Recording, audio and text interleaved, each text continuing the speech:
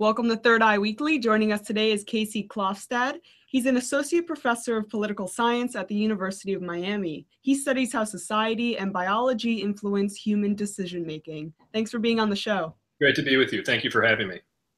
So one recent study examines how voters prefer leaders with lower-pitched voices. What are the correlations people feel between lower octave voices and great political leaders?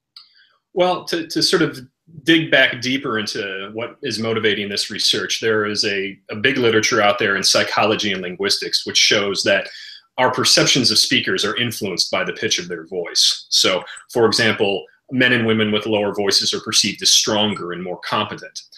So we decided to apply that to the question of how we select our leaders.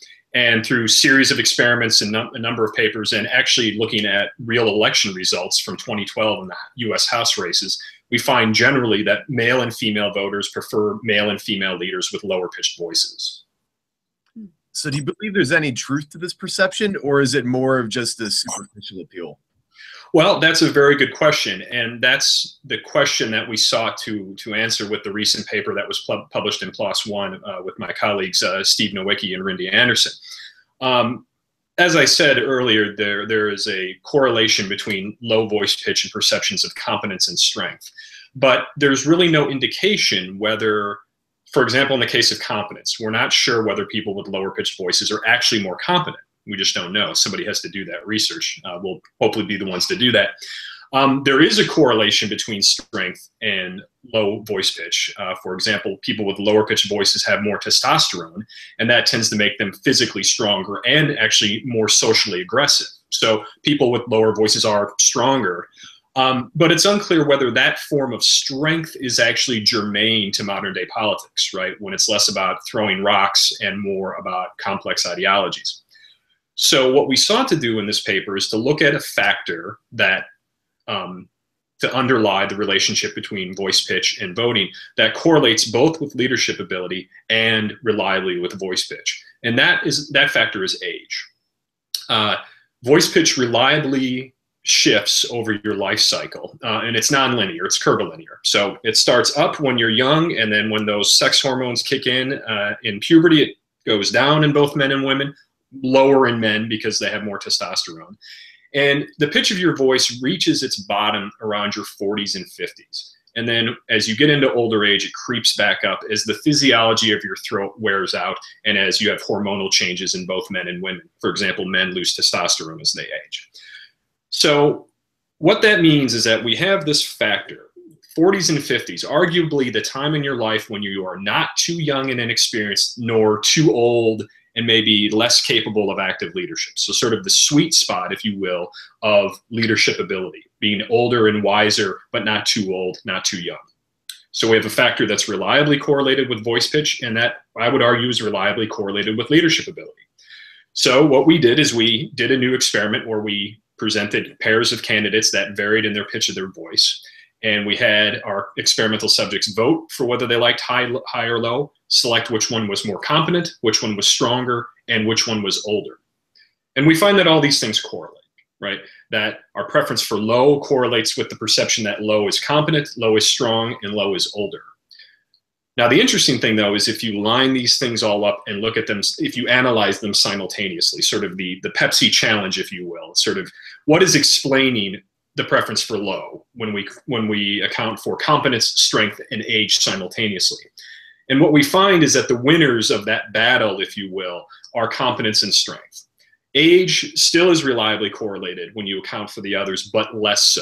So the short takeaway is, why do we like candidates with lower voices? Because we perceive them as more competent, as stronger, and to a lesser degree because they're older and more experienced. Are these perceptions, though, conscious, or are people retroactively realizing that they prefer people with lower voices? Well, that would be hard to say, right? We would have to somehow debrief our subjects in a way after they did the experiment, or we would have to somehow use functional MRI, skin conductance, some sort of, physical manifestation of that preference.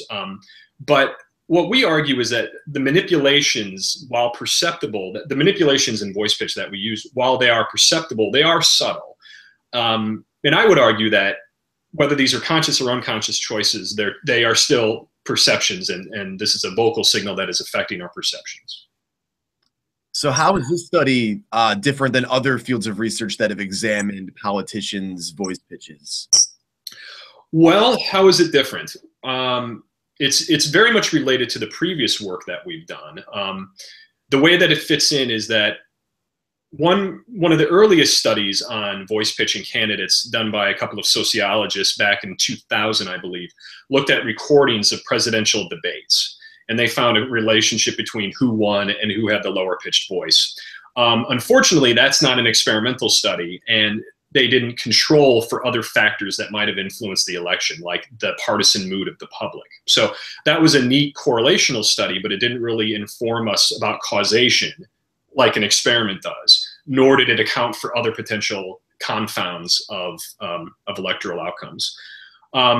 More recently, a study done by colleagues of ours in Canada looked at this as well in an experimental format, but they only looked at male candidates, which we found kind of odd because increasingly every year, not just in politics, but in all facets of leadership, business, industry, whatever, more and more women are becoming active leaders in society. So we thought it was important to look at perceptions of men and women, of male and female leaders. And that's really one of the bigger innovations. And then this most recent study in PLOS One, the innovation there is actually looking at the mechanisms that might be driving this preference: competence, strength, and age. Now, the question, though, and that to kind of go back to an earlier question you had, we find that perceptions of competence and strength matter the most. But we don't know, like I said earlier, whether people with lower pitched voices are actually better leaders, right? Whether they are more competent, whether they are stronger, per se, within the specific context of modern day politics. And that's the next study that we're going to seek to do. Now, to do that, you somehow have to get the pitches of people and then somehow come up with objective measures of their leadership capacity. Yeah, and that might be difficult to do.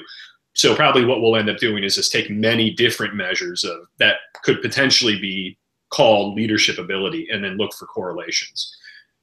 And not to blather on too much, but that leads to sort of a broader normative argument here that if we are being influenced by voice pitch, is it influencing us to make good choices, right? That's the open question. If it's influencing us to indeed select better leaders, then hey, great, right? It really adds to us, pardon me.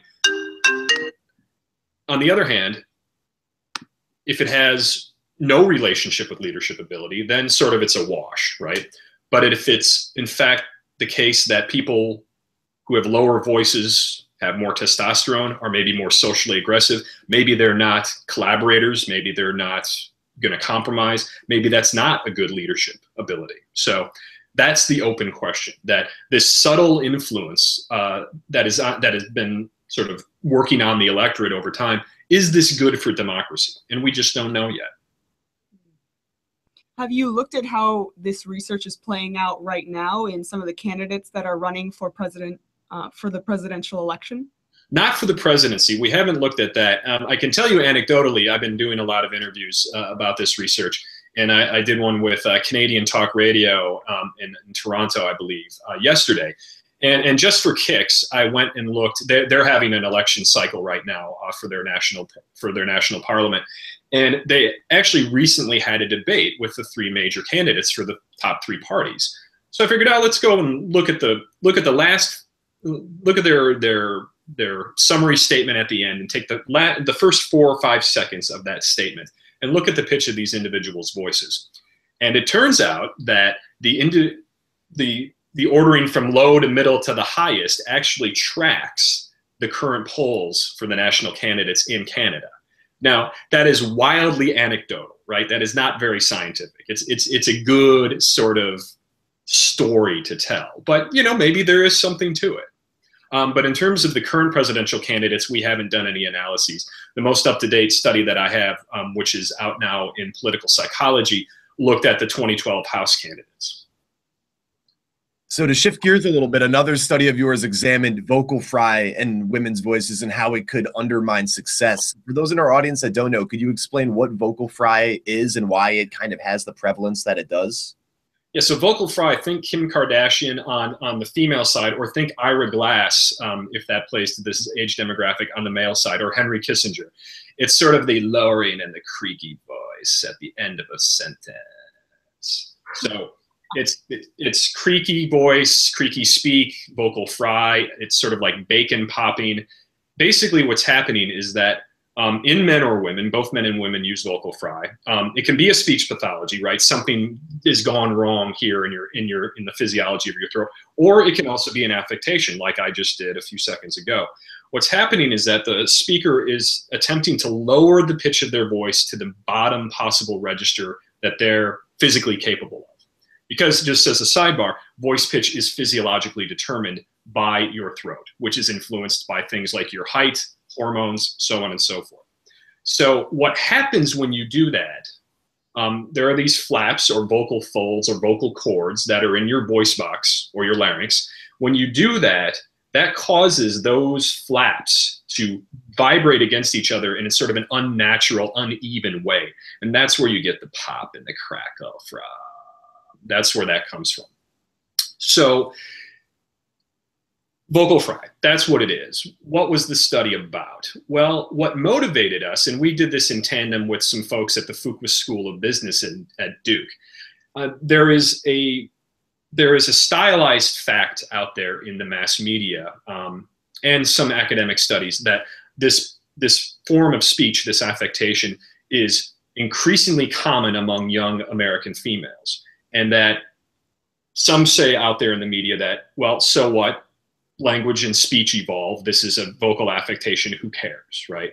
Others say, no, it's extremely annoying. I find it off-putting. I don't think that speakers of that are to be taken seriously. They sound dumb.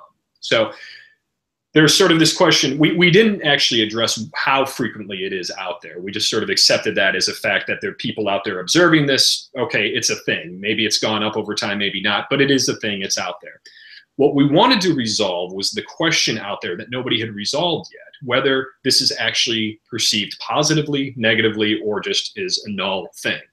So akin to our voting experiments where we manipulated voices, presented a subject with a high and a low voice and said vote, or judge competence, age, whatever, we had a series of speakers say, what was the phrase? Thank you for this opportunity. I believe that was something that you would say in a job scenario. Thank you for considering me for this opportunity. That's what it was. And we had them speak it in their normal tone of voice, and then we had the same speaker mimic it in vocal fry. And we gave them numerous examples, showed them videos on YouTube. So not an experimental or digital manipulation, but a natural manipulation of the same woman or the same man speaking that phrase in their normal tone of voice and then in vocal fry. And then we presented those pairs of voices of both male and female speakers in a normal tone of voice or in vocal fry to male and female experimental subjects online. Click and hear the voices. And they said, we asked them various questions. So for example, which one would you hire, A or B? Or which one is more trustworthy? Which one is more competent? And that's a bunch of other series of questions. So with that, we can A, say, how is vocal fry perceived? And then B, those perceptions, how do they relate to hireability, whether you would be willing to hire the person? We find across the board that all of the characteristics we asked about, vocal fry is perceived very negatively in both men and women, but more negatively in women. And interestingly, when women judge women. So across the board negatively.